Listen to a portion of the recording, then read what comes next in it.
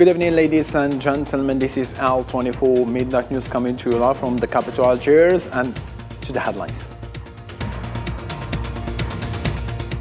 The Zionist war of genocide against Gaza continues for the 83rd day in a row, as another dozens of martyrs and wounded in today's bombing resulted in the death of other 2 journalists, to make them 105 journalists killed since the start of the aggression.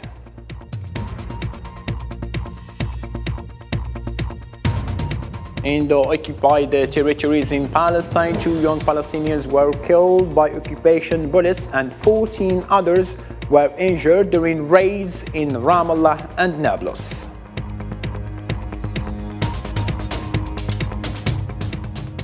In Morocco, thousands of protesters in front of parliament in Rabat demanded the ending of normalization with the Zionist entity and continues call for organizations and personalities to participate in the protest campaign.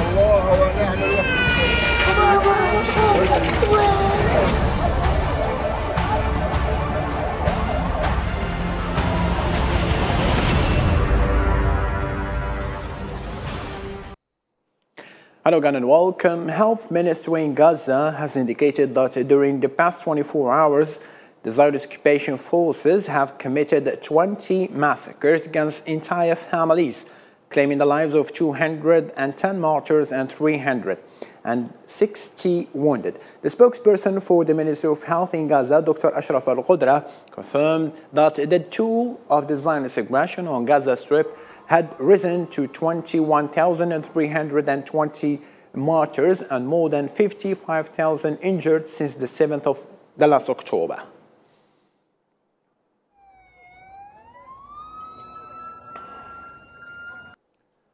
The government media office in Gaza has announced that the number of journalists killed in the Strip had risen now to 105 since the start of the genocidal war waged by the Zionist entity on the besieged enclave.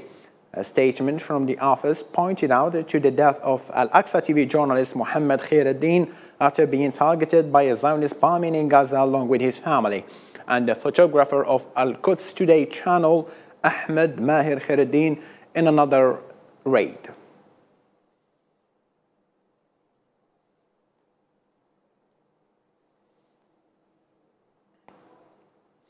Hamas had urged the United Nations and UNRWA to intervene and halt what it deemed a severe act of forced displacement by the Zionist occupations in Gaza, where the residents were forced to leave their homes under the threat of shelling.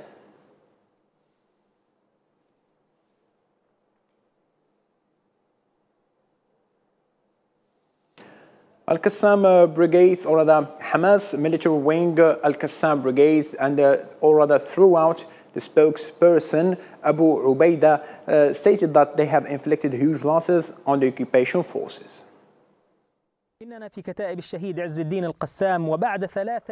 First, our fighters are still in the field confronting the aggression by the days and hours. And the total number of vehicles targeted by our fighters since the start of the ground aggression has reached more than 825 military vehicles, including a troop carrier, tank, bulldozers, truck, and vehicle. Our fighters at all defensive points are still inflicting heavy losses on the enemy in the areas of its incursion, claiming the lives of its soldiers by dozens, and achieving cohesion with the vehicles and forces on the ground. They are writing a historical epic and unique heroics. They choose their targets and plan to kill the enemy by using all available means.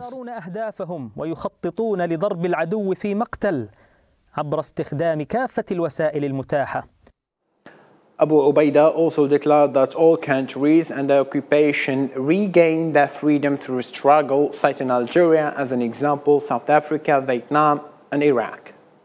We have never asked for war and destruction. The Zionists of the West and the East should have recognized the rights of our people and the end of the occupation, but they prefer to buy in favor of the criminal occupation to eliminate our people and liquidate our cause. But as people who has right, a cause, a message, and as a faithful resistance for these rights, we continued preparation and fight because we know their rights will only be recovered by force. All occupied peoples of the world have snatched their freedom with blood, deaths, and battle. And we have in Vietnam, Afghanistan, South Africa, Iraq, Algeria, and Lebanon the best witness and proof. Abu Ubaidah described the 7th October operation as the hit of the century for the Zionist occupation, stating that the Western world is unfair and full of murderers, ignoring the killing of Palestinians and keep crying for the Israelis. We have been fighting for decades until the Al-Aqsa flood for the sake of our people, our land, our sanctities, and our Aqsa. Amid abhorrent official disappointment from regimes and an international community governed by the law of the jungle and controlled by the Zionists of the White House. These unfair murderers, illusionists, who wants to tell the world that history begins on the 7th of October, ignoring the slow and silent killing of our people for many years. Judaization, settlement, desecration of Al-Aqsa, the siege of Gaza, the exaction against the prisoners, and the displacement of our people by all means. Then they cry over the Zionists when we inflict their army with the hit of the century, and we made them pay the price of their crimes, telling the world that we are a people demanding rights, freedom, and life. Palestinian faction have called for the formation of national unity government stemming from comprehensive national consensus and for the rejection of all solutions and scenarios regarding the so-called future of Gaza Strip that the Zionist entity is trying to impose. The Palestinian resistance factions stressed in a statement following a meeting in Beirut attended by 5 Palestinian factions the necessity of reaching a final ceasefire and an end to the Zionist aggression, as well as the withdrawal of the occupation forces from Gaza Strip as a precondition before any prisoner exchange process that will take place.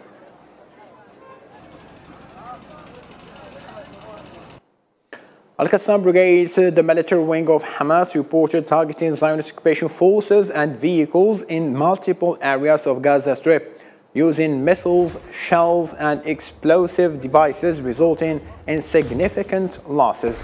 The operation included the destruction of 7 Zionist vehicles in At-Tufah and Daraj area, and damaging of a military vehicle and Merkava tank in the central Gaza Strip.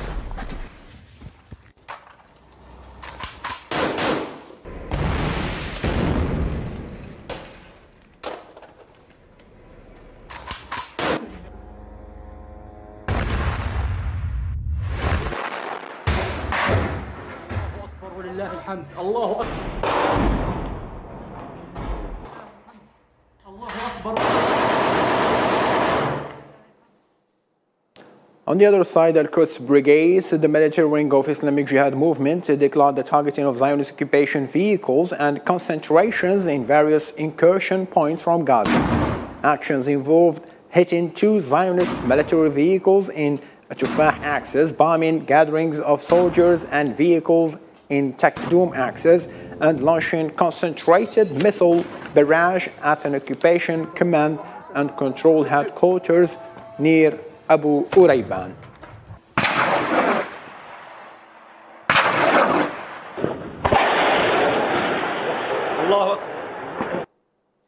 Also, the occupation army acknowledged the death of 2 officers and soldiers, with the 3 others seriously wounded during the recent clashes with the resistance in central southern Gaza Strip.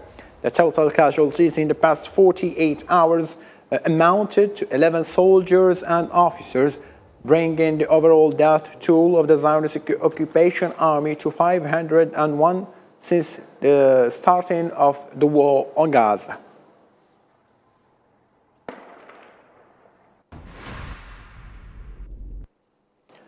Despite tragedies and brutality of the Zionist entity, children in Gaza defied the destruction and continues bombing through their attempts, despite their innocence, to demonstrate a different image of the Strip, which the occupation has turned for more than 80 days into graveyards for children, the only hope for a safe and dignified life. During times of war, childhood is put at stake, and the kids of Gaza are forced to lose their childhood. Around 1 million of children have left their homes in the Gaza Strip. 10,000 of them have been killed, and many are taking shelter in refugee camps, such as this one in Rafah. The kids here insist on embracing life, despite enduring hunger, displacement, and bombings. They sing and dance in this made-up entertainment oasis, where they can enjoy games and play. It's time for fun, while being subject to bombing that destroys their homeland.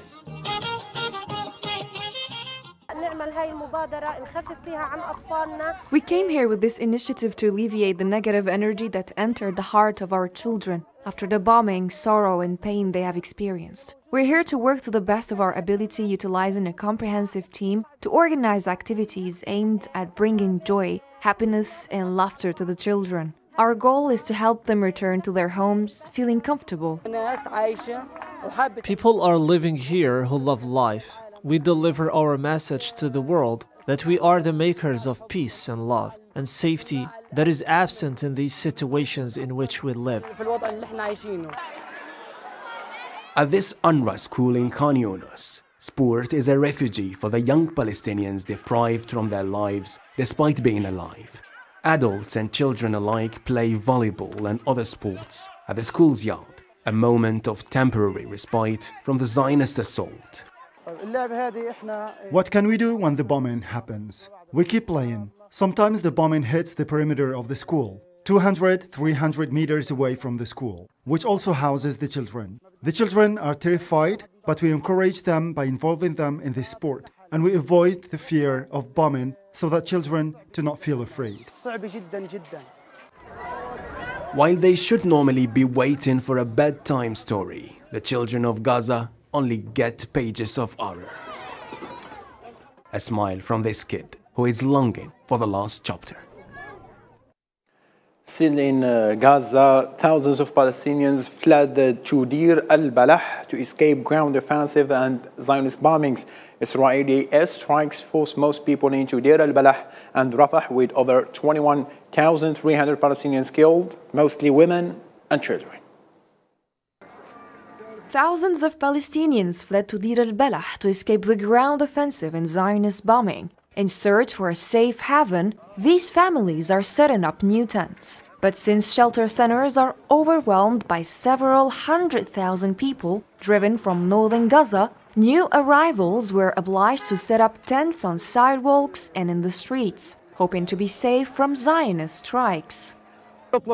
We ask for one thing: stop this war, stop people suffering at any cost. It is unfortunate, children are sleeping in the cold. A disabled girl I brought from Burej, I suffered until I brought her here.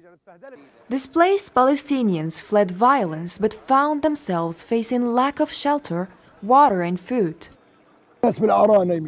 Our homes were demolished, and my son was martyred. We fled and the bombing took place all night. And we came here from Khan Younis to Deir al-Balah, to this area near the martyr of Al-Aqsa. There's no good shelter. Every time we go to any area, they target us there.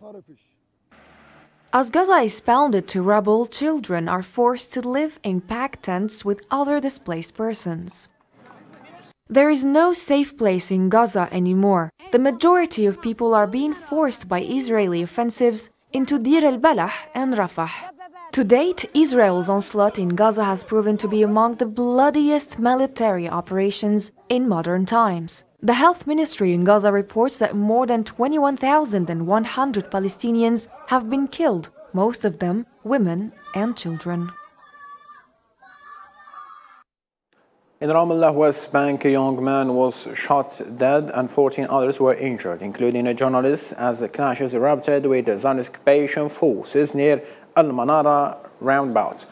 The wounded included 4 individuals hit by live bullets. Occupation forces conducted raids in various areas of Ramallah and Al-Bir, storming the city center and several shops.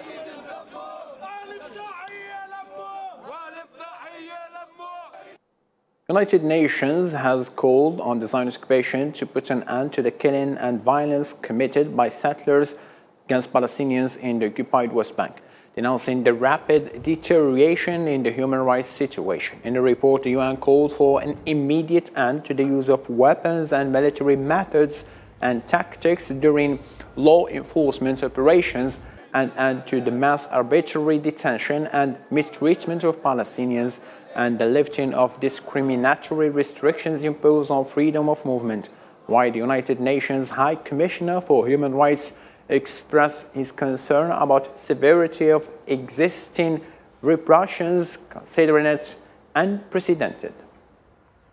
Military tactics and weapons in law enforcement contexts, and the use of unnecessary or disproportionate force by the Israeli security forces are extremely troubling. The dehumanization of Palestinians that characterizes many of the settlers' actions is very disturbing and must cease immediately.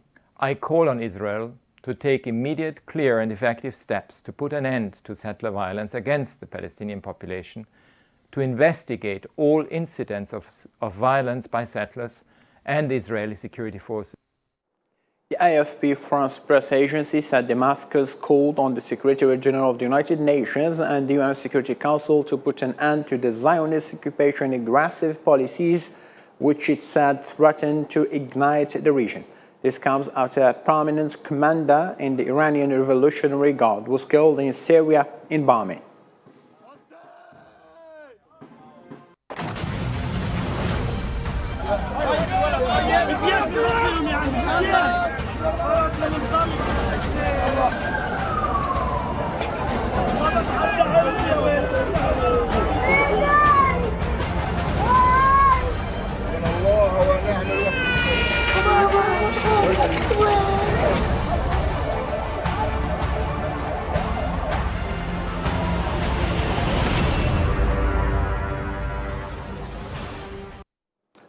Away from the Palestinian lands, but in a related matter, amidst a groundswell of support, Moroccans intensify their campaign against normalization with the Zionist entity. Demonstrators in Rabat converged in front of the parliament, demanding the closure of the Zionist Legion office and an end to the friendship committee with this entity.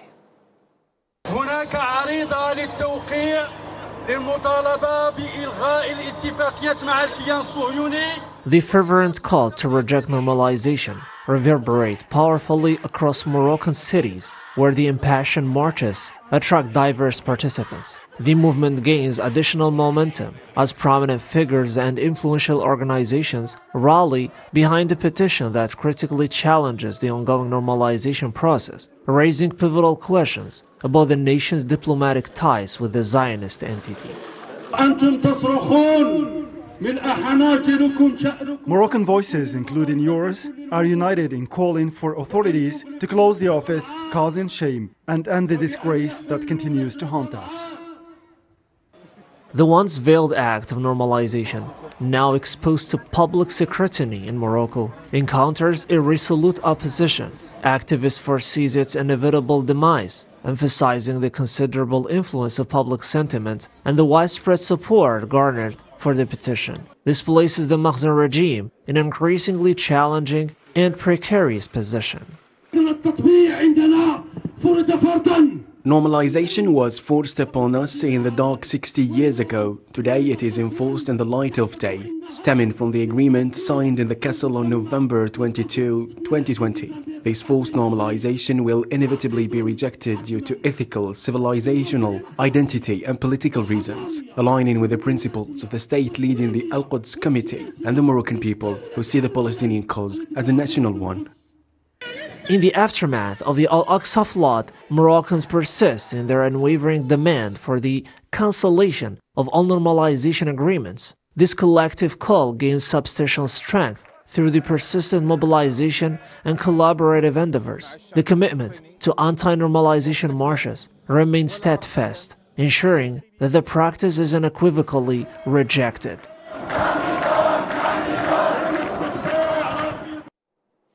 In a different matter now, the President of the Republic, Mr. Abdelmajid Tebboune, after consulting the Minister of the Interior, Local Communities and Town Planning, has signed a presidential decree according to which 7 districts have been upgraded to delegated provinces with appointment of delegated governors as indicated by the press release from Presidency of the Republic.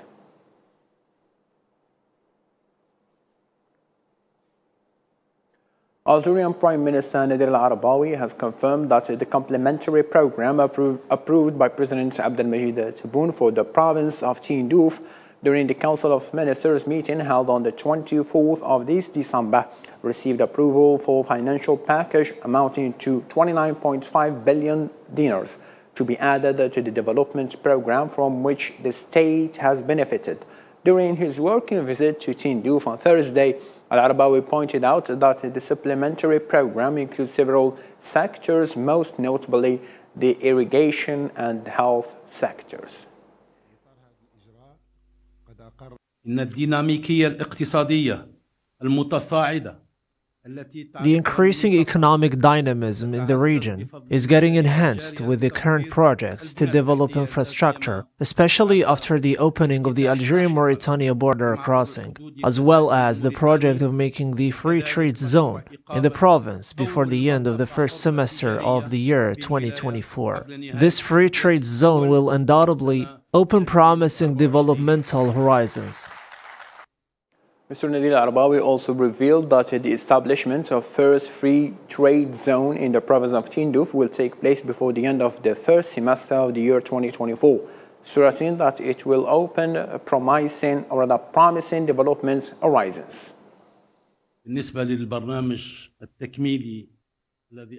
Regarding the complementary program adopted by the President of the Republic, which costs $29.5 billion, adding to that, the current program, which cost 49 billion dinars. These resolutions confirm the President's eagerness to execute his promised commitment before you and before the Algerian people, especially what concerns completely eliminating development disparities, which is his commitment number 35, and also the necessity of organized expansion of development across the national territory and promoting transferring commercial activity to all Algerian cities, particularly in the south. And as a reminder, this is his commitment number 28. And based on this comprehensive approach, which enshrines the principle of equal opportunity between Algerian citizens, the President of the Republic is keen to direct development efforts in the province of Tindouf to guarantee valuing the resources and the important potential of the province, which occupies an important strategic site in this region.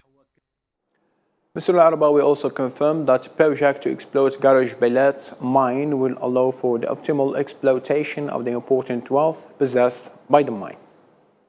يضاف إلى ذلك المشروع الهام لتطوير شبكة السكك الحديدية. This important project, which will be carried out in the form of an integrated mine city, will allow optimum exploitation of the important wealth held by this mine, and will also be accompanied by a creative economic dynamic of wealth. The President of the Republic has sought to avoid exporting raw materials in their raw form once and for all, to promote manufacturing investment in order to create added value and raise the project's productivity, as well as to create more jobs.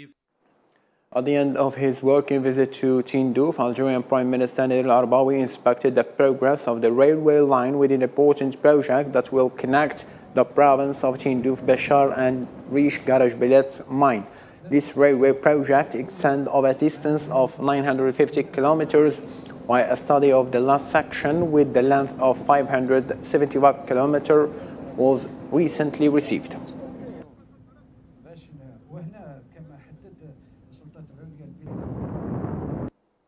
Away from the local matters, Russian Foreign Minister Sergei Lavrov said Thursday that the West's strategy to inflict a strategic defeat on Russia's war has failed. Russian top diplomat added that some Western nations suggested that Moscow should discuss peace in Ukraine because the United States and its allies had failed to defeat Russian forces in Kiev.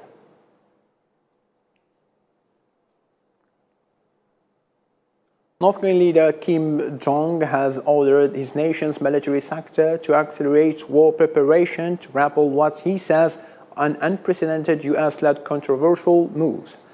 These comments came just a week after Kim warned Pyongyang would not hesitate to launch a nuclear attack if provoked with nukes. 경애하는 김정은 동지께서 2024년도 투쟁 방향에 대한 망령적인 결론을 하셨습니다. Ladies and ladies and gentlemen, thank you so much for taking part with us in this late hour. For more updates, you can follow our social media platform. At the end, take care of yourself and good night.